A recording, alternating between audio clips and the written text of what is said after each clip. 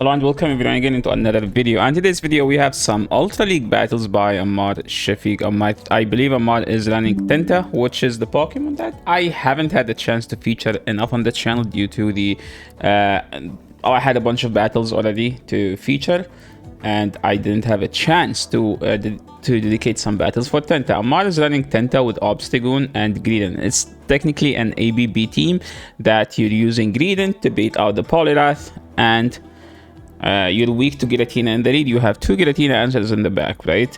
You're technically weak to Swampert in the lead. You have two Swampert answers in the back, as Goon can beat Swampert and Greedent also can beat a Swampert.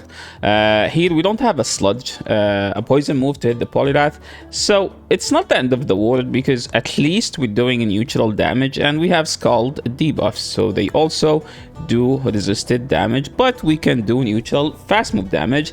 And also TENTA is way bulkier than Poliwrath, which I think it's bulkier, not way bulkier, which helps to win in this matchup. Maybe that TENTA wasn't the best IV, so we see a nice aggressive farm down. That should help the Greedent now in this matchup here specifically, because I do believe that the counters put the Greedent into 2 crunches range.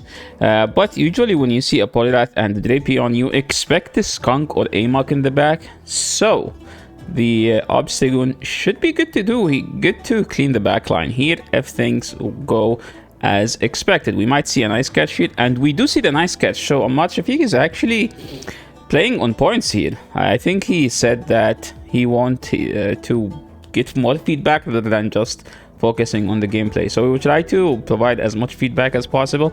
And as expected, whenever you see a Poliwrath and the Drapion, you expect another Poison Dark in the back.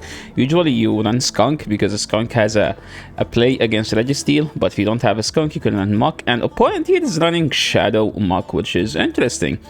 We have Cross Chop here to hit the Darks, so technically this is not as bad. And Umar here going for another catch. Opponent doesn't throw, but he gets to another move, and he will be getting to another one, by the way. So this is actually a great play by UmarShafuq here, and this should do enough to put them into 2 counters range, and we see that the opponent concede the matchup. So that was nicely done.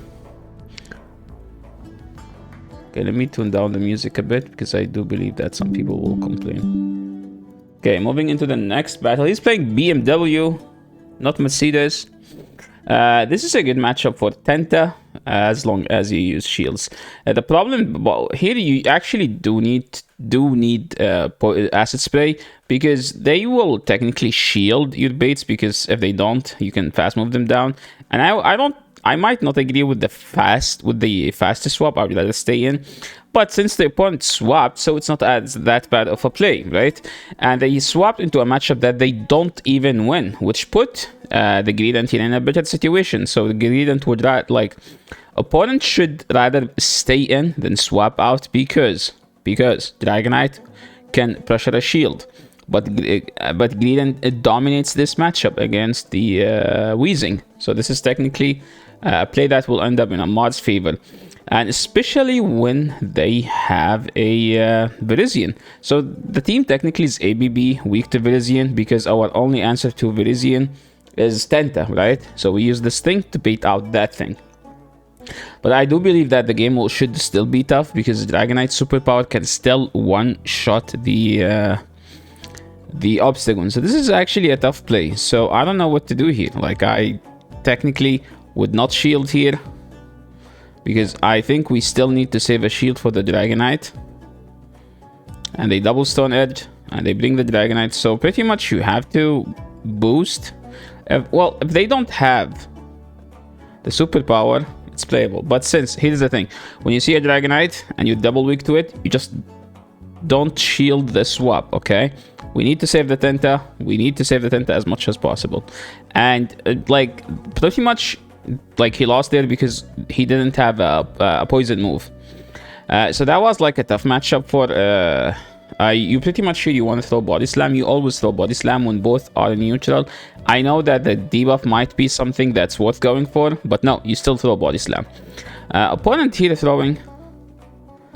Okay, that was nice timing. Umar's timing is actually on point so far. So I don't know why they requested coaching. The timing seems to be ideal, actually, which is good to see. 1, 2, Okay, you live whatever they throw here unless it's a focus blast. Okay, that's a focus blast. Okay, how do we beat this now? That's the big question. You pretty much go obstacle and you boost, because whenever you get it, it's on 5, so that's always good timing.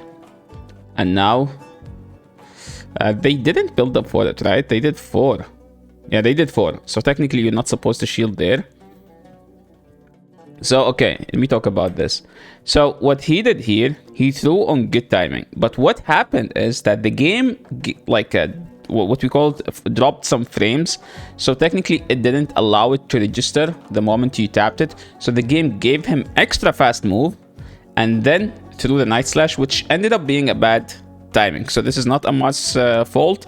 It's actually the game's fault. See? So now that like Gallade get an entire free confusion, which is annoying to see. So he's going for the catch. So that was actually a nice play. That's what we call like adapting to a lag, which is a skill in this game. I do believe that people who adapt to lags and bugs have higher skill than people who don't. And that should be a thing you need to focus on if you want to improve at the game, because let's be honest, the game will never be fixed. Okay, that's something we should agree on. Not like I'm trying to justify the game being bad for Niantic, but it's like I played the game for like I played PvP since PvP started, and it never gets better. It got better at one point, but that was for like a month or something when they fixed fast move. That's it. TENTA into Empoleon. We just swapped the Gradient here because Gradient has a neutral play. So staying in is actually a bad play, because you need, usually when people have Empoleon, they should have something in the back that beats the fighters, right? And Gun is technically a fighter, so you need to bait out whatever they have in the back as a counter answer.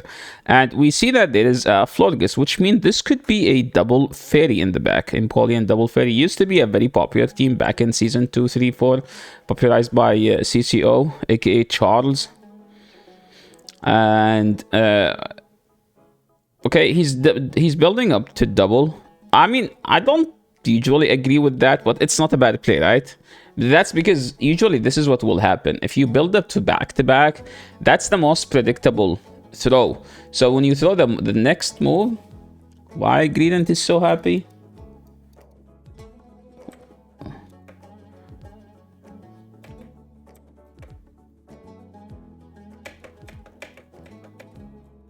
Okay, I can't get it anymore.